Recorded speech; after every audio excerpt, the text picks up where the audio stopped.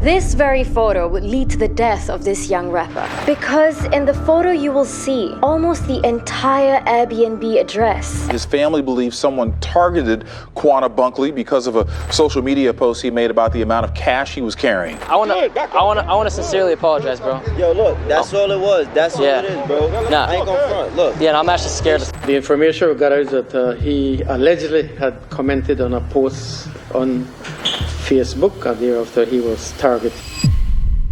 We all use social media, but sometimes the wrong post at the wrong time can turn social media into a death sentence. Today, we'll explore dumb posts that made people targets for hitmen, starting from the least to the most disturbing. So my goal this year is to give you guys double the amount of videos without sacrificing quality, and to do that, we gotta keep growing. It would mean the world to me if you followed me right now on this app, and I will do my very best to make the best videos I possibly can for you. I'm Visual Venture, you are awesome.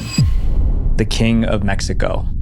Fofo Marquez was famous for being the most spoiled rich kid in Mexico. He had more than 1 million followers on TikTok, and almost all of his posts showed him driving cars, partying with models, and spending like crazy. He even owned a pet lion just because he could. Día de hoy vamos a sacar a pasear al león tequila en los autos exóticos y después lo llevaremos de paseo al antro. But Fofo didn't earn any of the money he was flaunting. His dad owned dozens of gas stations across Mexico, and all that inherited money went straight to Fofo's head. Fofo was so arrogant that he once declared, "I'm God, no one can compare to me. There is no human being more perfect than me." Then on July 7th, 2020, Fofo made the dumbest post of his life, and he realized he wasn't the most powerful person around. That day, Fofo drove into a city called Guadalajara. Guadalajara is the stronghold of the CJNG cartel, one of Mexico's most powerful crime groups. But Fofo didn't care about any of that. He was there to flex. He brought a convoy of luxury cars and headed to the busiest bridge in the city. Then they parked in the middle of the bridge, blocking every single lane. Traffic stopped for miles. Drivers were honking and screaming. Fofo filmed the chaos with a smile on his face. Then he danced in the middle of the bridge.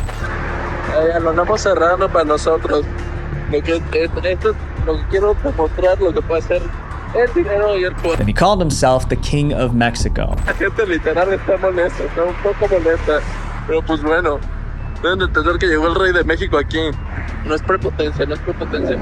Fofo's video went viral, but it wasn't just ordinary Mexicans who saw it. The CJNG cartel did too. To them, Fofo was disrespecting their territory, so they posted a public warning on Facebook. To you, Fofo, we will only tell you to be careful because we will not let you come to Guadalajara believing that you can do whatever you want. Here in Jalisco, Mr. Mencho rules. If we see you again in Guadalajara, we will pick you up and then, yes, all your money that you have will not help you. When they said pick you up, they didn't mean a friendly ride, they meant kidnapping. Mexico's most feared cartel just put Fofo on their hit list. Fofo's life flipped overnight. He went from dancing on a bridge to begging for forgiveness. Le quiero pedir una disculpa pública al gobierno y a la demás gente que por ahí vi que mandaron mensajes.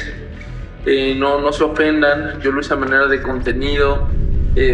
But the cartel wasn't known for its compassion, so Fofo had to live like a target. His family hired 30 bodyguards to protect him. Meanwhile, the mayor made Fofo do community service. He had to clean the same bridge he shut down. Fofo smiled for the cameras, but it was obvious that he was scared. Fofo never got kidnapped by the cartel, but a few years later, he ended up getting arrested for a very serious road rage in 2024. And for his actions, he was sentenced to 17 years and 6 months in jail. This next case involves a group that poked its nose into a cartel war. The song that threatened the cartel.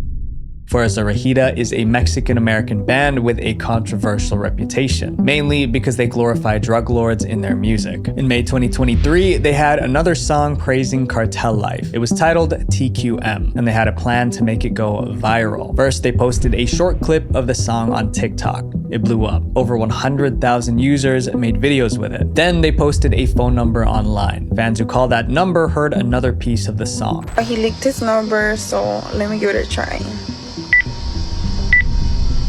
Their social media campaign hyped up the song. So when the full song dropped, it got 6 million views in a single day. Today it has 191 million views on YouTube. But once Mexicans heard the full song, they realized the band was asking for trouble because the song praised El Chapo, a cartel boss, and the rival cartel took it as a declaration of war. In Mexico, drug cartels are at war with one another. At the top are two major players. There's the Sinaloa cartel, which are El Chapo's people, and their biggest rival is the CJNG group, the Jalisco New Generation cartel. They attack each other's members and they fight over territory. The rise of these cartels has had devastating effects on both Mexico and the United States. In Mexico, drug cartel violence has escalated to unimaginable levels, with over 400,000 people.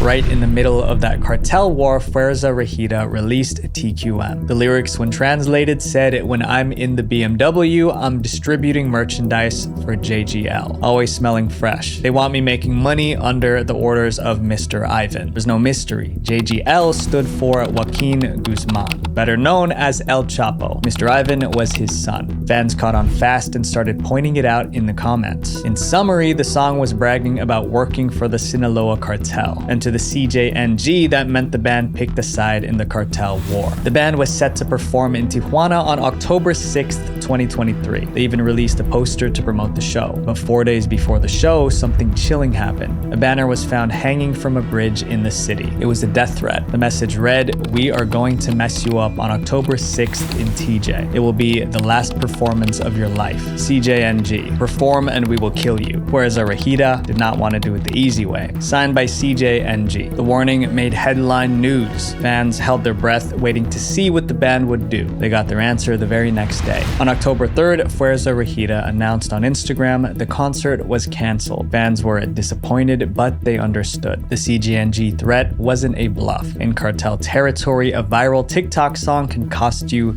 your life. Next is a story of a kid who trolled the wrong person. The dangerous dance.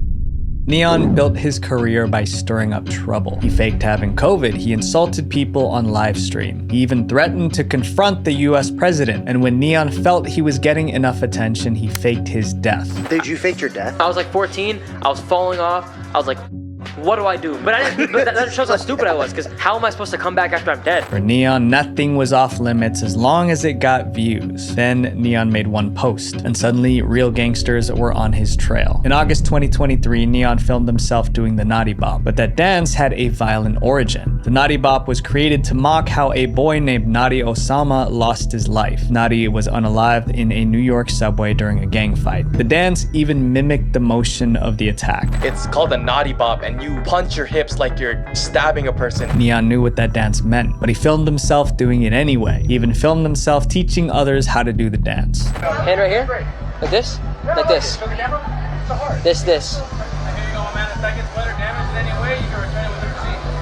Neon's followers knew the dance could get him in serious trouble, and it looked like they wanted that to happen because they kept tagging one person in every video. Didi Osama, the victim's older brother, the one person who would never think that dance was funny. Didi Osama wasn't someone to mess with. He was part of Sugar Hill OY, one of the most feared street crews in New York. To him, the Naughty Bop was a direct insult to his family. When people first tagged Didi in Neon's videos, he tried to ignore Neon. He tweeted, "He's a dork. I'm not even about to respond to him. Never heard of him." But Neon kept doing the dance, and Didi kept seeing his brother get mocked. In December 2023, Didi finally decided to take action. One day, Neon was live streaming when Didi Osama showed up, and he came with his crew. Didi confronted Neon right on camera. Viewers saw it happen in real time. Like, he's my dad, little brother, my heart. Like, I got my son in the back of my chain, my heart. Nah, you understand that? I shouldn't have played about that.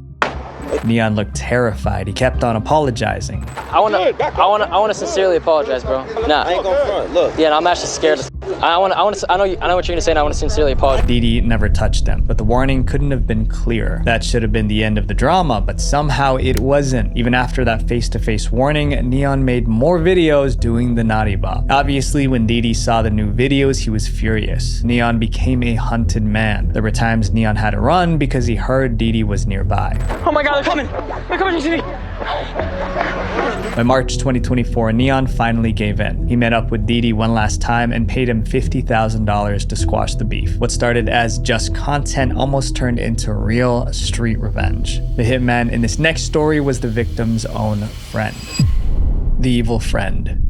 In September 2023, Quanah Bunkley got good news. A settlement check from an old injury arrived in the mail. The amount was $7,000. He had no idea that that money would soon ruin his life. Quanah was just 20. He worked at a steel factory, so a free $7,000 felt like hitting the jackpot. As soon as he cashed the check, he showed off the money on Instagram. He wasn't there to flaunt the cash online, but the danger wasn't in the post, it was in who saw it. The same day Quanah posted the video, he was out driving with his girlfriend. They were in her car when they saw someone walking, a guy named Corey James. Corey and Quanah were friends, so Quanah offered him a ride. Quanah didn't realize that Corey saw the Instagram post, the one flaunting the $7,000. And at that moment, Corey started having dark thoughts. Corey would allegedly see this post and then will begin coming up with a plan to relieve Mr. Bunkley of his money as soon as possible. Corey hopped into the car with Quanah and his girlfriend. After a few minutes, Corey pulled out a weapon. He aimed it at Quanah and demanded the money from the post, but Quanah refused. They started arguing and Corey pulled the trigger. Then Corey escaped. Quanah's girlfriend, who was also in the car, called 911, but paramedics couldn't save him. Quanah passed away. 4 days later, Corey James was arrested. Corey Allen James was arrested this afternoon by the Harris County Sheriff's Office Violent Person Task Force. He is accused of robbing and fatally shooting Quanah Bunkley, someone he knew. When reports spoke to Quanah's mother, she confirmed what many already suspected. 20-year-old man shot and killed in North Harris County. His family believes someone targeted Quanah Bunkley because of a social media post he made about the amount of cash he was carrying. Quanah didn't know his friend could be that dangerous, but the woman in this next story knew she was hanging out with deadly people. The post that ended her life. In April 2024, Landy Paraga attended a friend's wedding, but after the ceremony, she stopped at a local restaurant to eat. Before eating, she snapped a picture of the meal. Then she posted it online. In the corner of the picture, you could see the restaurant's logo. That logo revealed the name of the place, and with the name came the location. Landy had over 170,000 followers. Now, they all knew exactly where she was. What Landy didn't realize was that someone who wanted to harm her was waiting for that exact post. Landy had a target on her back because of something that happened the year before. She was secretly dating one of the biggest drug lords in Ecuador. His name was Leandro Noreno, also known as El Patron, which means the boss. Noreno was insanely wealthy. He gave Landy cars, apartments, and expensive gifts. But the fact that he was a criminal wasn't the biggest issue in their relationship. Noreno was also married. So you've got someone who's linked with a cartel. They are in a relationship that appears to be extramarital, and so there's a lot of complications. Although he was a powerful crime boss, Noreno was terrified of his wife discovering the affair. In a leaked text message, he warned his team, "If my wife comes across anything about her, I'm screwed. Her name cannot come out anywhere. Otherwise, my world will come crashing down." But the secret affair didn't last. In 2022, Noreno was arrested. When police raided his home, they found stacks of cash, gold bars, and designer watches. Later that year, Noreno's life was ended in a prison riot. Not long after, the media got hold of his secret affair with Landy. It became big news in Ecuador, but Landy refused to confirm or deny it. She was a successful model and ran her own business, so she was very active on social media. Even without admitting the affair, just being linked to a drug lord put Landy in danger. Maybe she didn't realize that. That brings us to April 28, 2024. Landy attended a friend's wedding somewhere in Ecuador. Landy posted photos from the wedding on social media. After the ceremony, Landy decided to grab lunch at a local restaurant. That's when she posted this photo of her meal on Instagram. The restaurant's logo was visible in the corner of the photo. She didn't tag the location. That one logo was enough. 20 minutes later, two suspicious men showed up at the restaurant. Seconds later, Landy appears to notice someone standing in the door. She looks over, but quickly turns away. Turning away was a mistake, because those men were there to end her life. After that, authorities say two gunmen entered the restaurant and shot Landy 3 times. The entire hit took less than a minute. The gunmen got away, and sadly, Landy didn't survive. Police launched an investigation right away. They concluded that Landy's post tipped off her killers to her whereabouts. But why was she targeted? There were 2 theories. Some believed Noreno's wife heard about the affair and wanted revenge. Others believed the cartel ordered the hit to keep Landy quiet. quiet, especially because the police knew that she dated the crime boss. She was viewed as a risk, that she would give information up. Perhaps her public behavior might lead to concerns about their operational safety. No arrests were made and the case went cold. Landy spent time around powerful criminals, but in the end, it was a simple photo of her lunch that ended her life. This next case is about a famous person who revealed a little too much online. The end of a star. In 2020, Pop Smoke was one of the biggest names in music. Then he made a series of social media posts, and those posts led straight to his demise. The first post came in February 2020. Pop Smoke flew to Los Angeles with his friend Mike. They rented a $2.5 million mansion in the Hollywood Hills. It was so luxurious, Pop couldn't resist showing it off. First, he posted a photo and tagged the location. Then, Mike posted a photo of him and Pop holding stacks of cash. Behind them, you could see part of the house's address. An hour later, Pop posted again. This time he flaunted his diamond watch, but the posts kept coming. That night, Pop shared another video. He was unboxing designer bags he just received. Hold on. Wait. Mike and Mary. Billie Jean.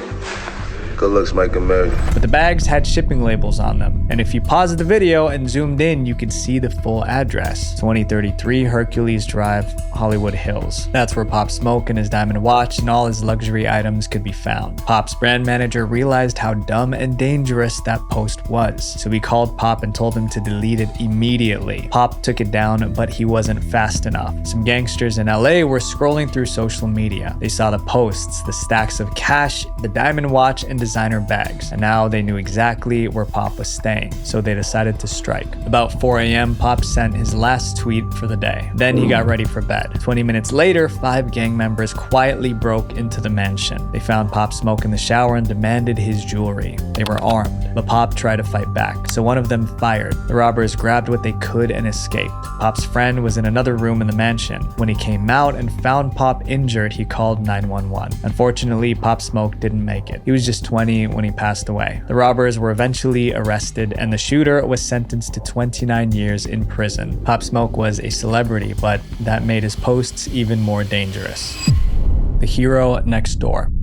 In early 2025, one TikTok account was exposing criminals and embarrassing powerful people. It was run by a Venezuelan man named Gabriel Sarmiento. Gabriel had no business fighting crime on TikTok. He wasn't a cop or a journalist, but he made it his mission to take down one of the country's most dangerous gangs, Tren de Aragua. Tren de Aragua is a violent prison gang from Venezuela known for robberies, cold-blooded murders, trafficking. They robbed homes, sold substances. They just made life terrible for many Venezuelans. Gabriel's parents were also victims of the gang. So when he grew up, he decided to fight back. That's why in 2025, he started the @Unleaks TikTok page. On TikTok, he named members of the Tren de Aragua. He showed their faces. He called them out for their crimes, but he didn't stop with the gang. He accused police officers and politicians of working with them. Sarmiento had recently made bold accusations against powerful figures, including Interior Minister Diosdado Cabello and the governor of Aragua. Gabriel took his fight beyond TikTok. He filed complaints with the public prosecutor and posted those documents online. With every post, Gabriel gained more followers. More than 140,000 people followed his page, but the people he exposed weren't happy. Within months, Gabriel started receiving threats. Some were from gang members, others came from the police. They warned him to stop, but Gabriel did the opposite. He posted the threats online too. It was bold, but maybe it wasn't smart, because his enemies were serious about silencing him. On June 22nd, 2025, Gabriel posted multiple videos. He called out the gang. He attacked the police. He criticized top politicians, the usual stuff. That night, he went live on TikTok from his home. In the middle of the live stream, Gabriel heard a noise. Someone was at the door trying to break into his house. He got up to check, but the live stream was still rolling. Then, viewers heard screams and loud bangs. Gabriel shouted he was shot. A few seconds later, 2 men walked right in front of the camera. Their faces were clearly visible in the live stream. Then the screen went black. Gabriel didn't make it. He was just 25. His demise became headline news as followers demanded justice and the police were forced to take action. The murder prompted swift action from Venezuelan authorities. Attorney General Tarek William Saab announced an investigation. Police eventually arrested several gang members for the crime. Gabriel tried to use TikTok to stand up to a gang, but it cost him his life. This next case is about a guy who was just asking for trouble. Be careful what you say.